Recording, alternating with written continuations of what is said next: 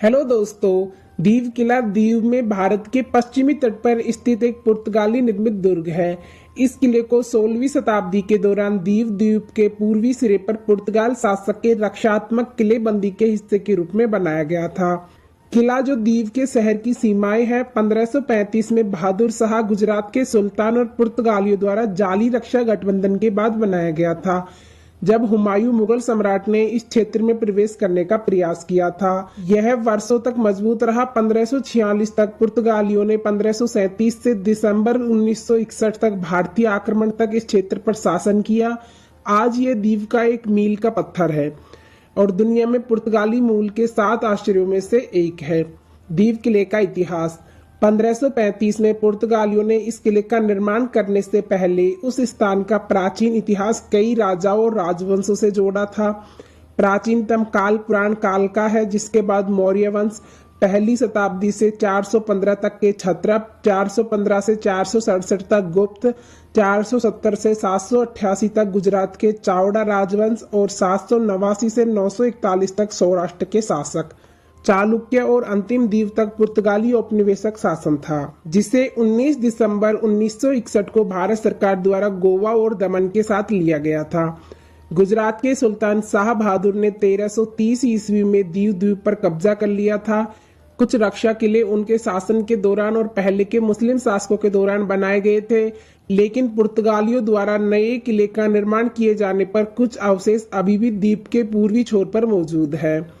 लेकिन सुल्तान को पुर्तगालियों की मदद लेनी पड़ी। जब मुगल सम्राट हुमायूं गुजरात पर आक्रमण करने के लिए तैयार हो रहा था, पुर्तगालियों को इस प्रकार सही अवसर मिला जिसे वे लंबे समय से मांग रहे थे। अपने व्यापार की सुरक्षा के लिए, किला बनाने के लिए, दीव द्वीप पर एक पैर जमाने के लिए। अतीत में 1501, 1521 और 1531 में उन्होंने बल द्वारा द्वीप को जब्त करने के प्रयास किए थे, लेकिन असफल रहे थे। 1531 में नूनो दा कुन्हा, जो 1528 से 1538 तक भारत में पुर्तगाली संपत्ति के गवर्नर थे, पुर्तगाल के राजा के आदेश के तहत उनके समृद्ध मसाले के व्यापार को मजबूत करने के लिए दीव में एक किले का निर्माण किया गया था। उसने 100 जहाजों और 8000 आदमियों सहित 8000 पुर्तगालियों के साथ सुल्तान से दीव को जोड़ने के लिए एक मजबूत सैन्य हमला किया। लेकिन यह अभियान केवल द्वीप पर कोई पैर जमाने के बिना द्वीप पर बमबारी को प्राप्त कर सकता था। पुर्तगाली सेना पास के तट पर सबसे अच्छी पीड़ा दे सकती थी। उन्होंने 1532 और 1533 में फिर से हमला किया, लेकिन सफलता के बिना। लेकिन एक अवसर ने आखिरकार 1535 में उनके दरवाजे पर दस्तक दी, जब सुल्तान ने हुमायूं की सेनाओं से बचाव के लिए उनकी मदद मांगी। इस स्थिति का पूरा लाभ उठाते हुए पुर्तगालियों ने 1535 में सुल्तान के साथ एक रक्षा संधि पर हस्ताक्षर किए, जिसके तहत उन्हें एक किले का निर्माण और किले में एक चौकी बनाने की अनुमति मिली। इसके अलावा इसने बेसिन द्वीप 1533 में एक पुराने झड़प के दौरान पहले से ही सुल्तान से खरीदे गए द्वीप का पूरा नियंत्रण का औपचारिक नियंत्रण कर लिया था। पुर्तगालियों ने पुराने किलेबंदी को ध्वस्त करके न केवल द्वीप में एक बड़ा किला बनाया जो कि द्वीप पर विद्यमान था, लेकिन इसे 1535 से 1546 तक की अवधि के दौरान लगातार मजबूत बनाकर इसे एक दुर्जय किला बना दिया। दीव में एक किले का निर्माण करने के लिए पुर्तगाली महत्वाकांक्षा के बाद कई मुद्दों पर सुल्तान और पुर्तगालियों के बीच कुछ अविश्वास था। 1537 में दीव बंदरगाह में पुर्तगालियों के साथ एक फ्रंसा में सुल्तान को मार दिया गया था। इसके परिणाम स्वरूप 2 दावेदारों द्वारा गुजरात सल्तनत के सिंहासन के लिए लड़ाई हुई, लेकिन गवर्नर कुन्हा का उम्मीदवार हार गया। इसने पुर्तगालियों को सिंहासन के एक दृश्य में डाल दिया और उन्होंने नए सुल्तान के साथ एक युद्ध में प्रवेश करके क्षति की शीघ्रता से मरम्मत की, जो केवल एक अस्थायी प्रतिशोध था। दीव की घेराबंदी। ओटोमन तोप ने दीव की घेराबंदी के लिए तोप डाली। कैप द्वारा 1839 में अदन के कब्जे में लिया गया। HMS वोल्टेज के एच लंदन टावर 1538 में तुर्क, जिन्हें गुजरात के सुल्तान और पुर्तगालियों के साथ दुर्व्यवहार किया गया था, ने एक मजबूत नौसैनिक बल जुटाया, जिसमें 60-70 जहाज और 20,000 सैनिक शामिल थे। 1538 में मिस्र से शुरू करके उन्होंने किले को घेराबंदी की, बार बार हमला किया और तीव्रता से बमबारी की। जब किले की सेनाएं गिरने वाली थी तो तुर्क अज्ञात कारणों से घेराबंदी कर वापस लाल सागर में जा गिरे। किले के पुर्तगाली गैरीसन में 400 में से केवल 40 पुरुष ही बचे थे। इससे पुर्तगाली भारत पर तुर्की के हमले समाप्त हो गए। जून 1538 में सुल्तान ने द्वीप पर भी हमला किया, क्योंकि पिछले वर्ष के दौरान पुर्तगालियों ने किले के साथ साथ शहर पर भी कब्जा कर लिया था। गुजरात के शासक ने भी 1545 और 1546 में किले पर कब्जा करने की कोशिश की थी। इसके बाद पुर्तगालियों ने दमन और गोवा के साथ किले और दीव द्वीप पर निर्बाध नियंत्रण का आनंद लिया। 1670 में मस्कट के डाकुओं के एक सशस्त्र समूह ने किले और शहर को बंद कर दिया। 1960 में किले में केवल 350 पुर्तगाली सैनिक थे। गोवा, दमन और दीव में पुर्तगाली औपनिवेशिक शासन को समाप्त करने के लिए 19 दिसंबर 1961 को ऑपरेशन विजय भारत द्वारा शुरू किया गया था।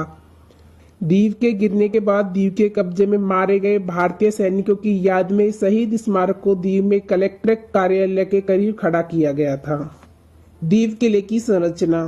किले का निर्माण अक्टूबर से शुरू हुआ था और मार्च में पूरा हुआ, जिसके साथ पुर्तगालियों ने अपना पूरा श्रम लगा दिया। गढ़ दीव द्वीप के तट पर एक बड़ी संरचना है और समुद्र के दृश्य प्रस्तुत करता है। यह 3 तरफ से समुद्र को चीरती है। किले की बाहरी दीवार को समुद्र तट के साथ बनाया गया था। भीतरी दीवार में गढ़ थे जिन पर तोपें लगी हुई थी।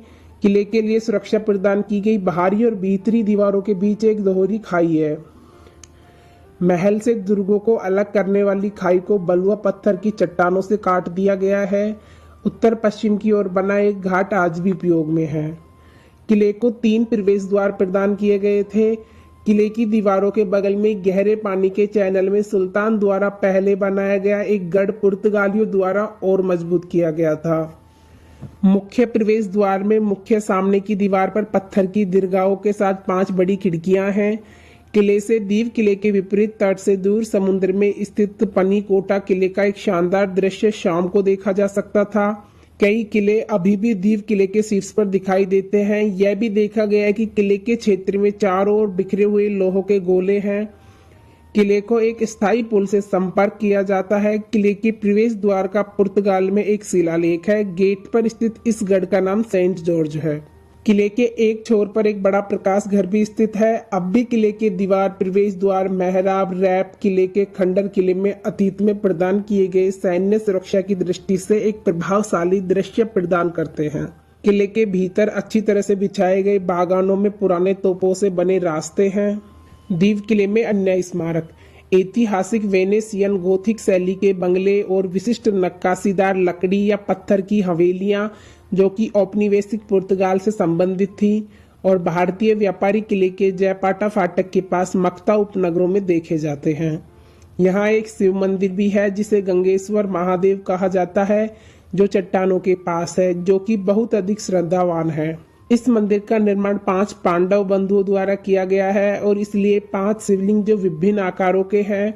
शिवलिंग वही है जो पहले एक गुफा मंदिर था, जो कि समुद्र के सामने प्रवेश द्वार के साथ चट्टान के तल पर बना था।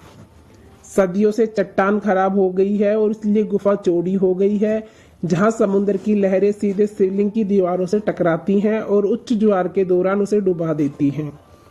तो दोस्तों, यह था दीव किले से जुड़ा संपूर्ण इतिहास। आपको वीडियो कैसा लगा हमें कमेंट करके बताओ और वीडियो पसंद आए तो लाइक शेयर सब्सक्राइब करें। थैंक्स।